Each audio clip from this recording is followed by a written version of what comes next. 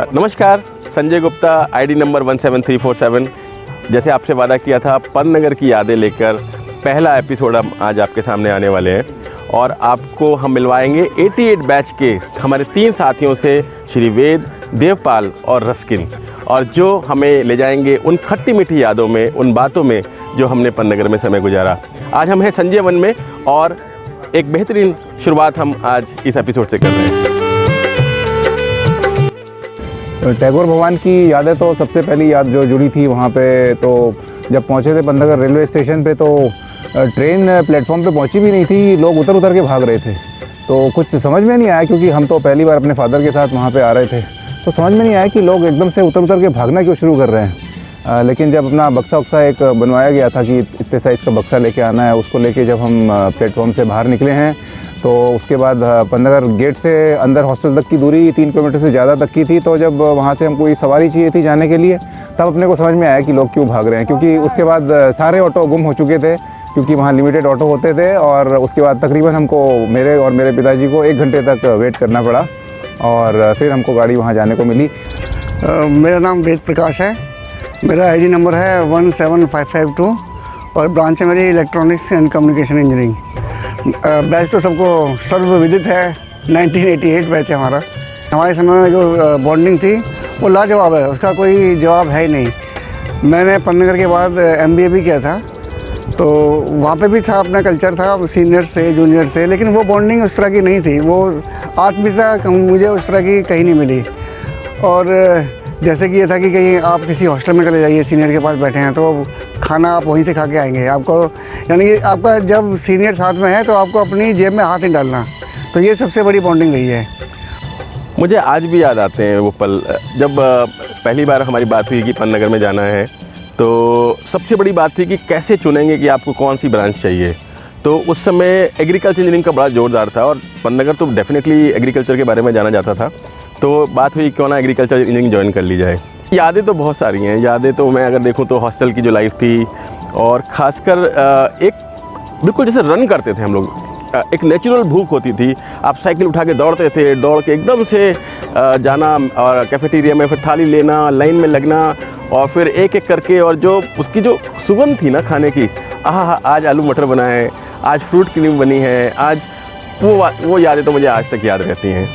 Market का अपना एक अलग चार्म था। मार्केट के बारे में तो जितना हम कहें, शायद ही कोई ऐसा स्टूडेंट हमारे में से होगा जो मार्केट की तरफ ना भागता हो। मेरा नाम देवपाल, मेरा आईडी 17464 और ब्रांच मेरी इलेक्ट्रिकल इंजीनियरिंग। मैं पन्नगर की यादें बताऊं तो पन्नगर की यादें तो जा ही नहीं सकती हैं ज़िंदगी से, क्योंकि हर पल जब भी कुछ इस संसार में कहीं अटकते हैं या फंसते हैं तो पन्नगर ही याद आता है। पन्नगर एक बहुत बढ़िया ट्रेनिंग ग्राउंड था और बहुत ही इमोशनली हम लोग कनेक्टेड हैं वहाँ पर। उसकी सिचुएशन एक ऐसी थी जहाँ पर हम लोग बाय फोर्सफुली हम लोग इकट्ठे रहते थे, और एक जो जेलिंग आउट, एक बॉन्डिंग जो बनी हमारी पन्नगर में, आई थिंक वो 25 साल 30 साल हमें कॉर्पोरेट में काम करते हुए हो गए। वो बॉन्डिंग और वो सेल्फलेस रिलेशनशिप वो नहीं बन पाती है। तो पन्नगर इज़ द बेस्ट प्लेस, और पन्नगर के जो रिलेशंस हैं, जो एसोसिएशन है, आई थिंक वो उससे बढ़िया कोई नहीं बन पाएगी।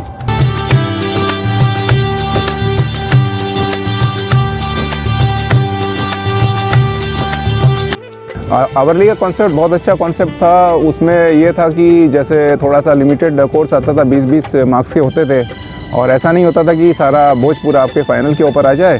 तो हम लोग को थोड़ा थोड़ा पढ़ना पड़ता था हर आवरली के लिए, तो हम लोग मौज मस्ती करने के लिए हम लोग को समय मिल जाया करता था। मैं तो चाहूँगा कि पूरे 4 साल मैं उसी बैच के साथ और उसी अपनी ब्रांच में सब हम लोग फिर से एक बार जी लें। किस्से तो बहुत सारे हैं ऐसे। तो मुझे लगता है कि किस्सा, जैसे हम लोग खेलने जाया करते थे और खेलने में सामान का इशू होता था, तो हमारे जो कैप्टन जिनको हमने बनाया था, तो उनसे वो सामान लेने में हमारी बड़ी टचल होती थी कि क्रिकेट का बल्ला कौन उठाएगा और विकेट कौन उठाएगा, बॉलिंग कौन करेगा। देखिए वो तो मस्त सारी यादें हैं जो जहन में रहती हैं। हॉस्टल के नाम तो मैं ट्राई करता हूँ। जैसे हम लोग का स्टार्ट होता था टैगोर भवन, पटेल भवन, देन सिल्वर जुबली, उसके बाद विश्वेश्वरैया, फिर उसके बाद फिर हमारे वेटनरी के और एग्रीकल्चर के अपने सारे स्टार्ट होते थे। और वहाँ से पंत था, मेरे ख्याल से वेटनरी का था, फिर उसके बाद सुभाष था, और उसके आगे एक आध हॉस्टल और था, फिर अपना सरोजनी भवन आ गया, कस्तूरबा भवन आ गया और गांधी आ गया। तो इस तरह के हॉस्टल के नाम से वर्क प्रोग्राम हमारे यहाँ मिस्टर मिश्रा जी लेते, मिश्रा सर लेते थे। और वो प्रोग्राम ऐसा होता था कि हम लोग कोशिश करते थे या तो किसी तरह से इसमें बंक मार दें या वो डंडा किसी को पकड़ा दें। तो हमारा एम दोनों ही रहता था कि या तो कि कुछ बहाना करके इसको बंक मार दे। और मिश्रा जी ने वो उनकी जो अटेंडेंस शीट थी वो बड़ी स्ट्रॉन्ग थी। कभी कभी हम हॉस्टल में घुस जाते थे फर्स्ट ईयर में, तो हॉस्टल से पकड़ के लेके आते थे।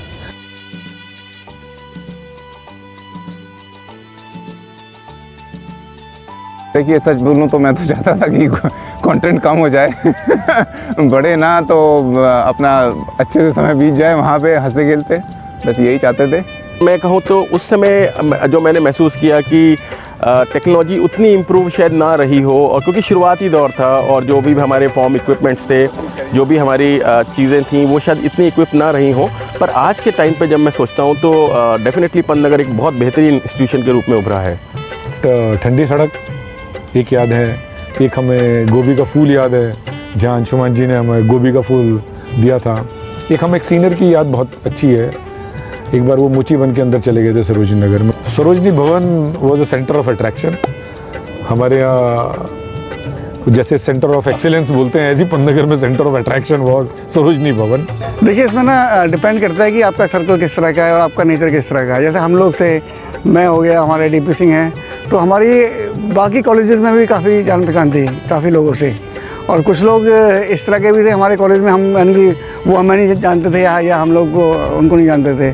तो हमने तो बड़ा एंजॉय किया डिफरेंट कॉलेजेस में। एग्रीकल्चर कॉलेज में हमारे काफ़ी फ्रेंड होते थे।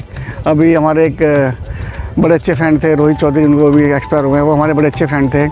इसके अलावा एग्रीकल्चर हो गया, वेटनरी हो गया और अपने फिशरीज, इवन फिशरीज़ में भी हमारे फ्रेंड थे। और होम साइंस में तो आपको मालूम है काफ़ी फ्रेंड थे हम लोगों के। इसमें पहुँचे हैं तो उसके बाद जो सबसे पहली याद जुड़ी है वो तो रैगिंग से जुड़ी है। तो बस रैगिंग शुरू होती थी और नाना प्रकार की एक्टिविटीज़ हमसे करवाई जाती थी। तो पन्नगर की कॉलेज में ये था कि हमारे को किसी भी तरीके से हाथ नहीं उठाया जाता था। नहीं देखिए, रैगिंग तो एक नाम था और एक दस्तूर था, यानी कि उस समय सभी कॉलेज में होता था। लेकिन उसकी सबसे अच्छी एक वो ये बात थी कि जो बच्चा नया नया घर से आया हुआ है उसके मन में झिझक होती थी काफ़ी बात करने की, तो उसको खोला जाया करता था।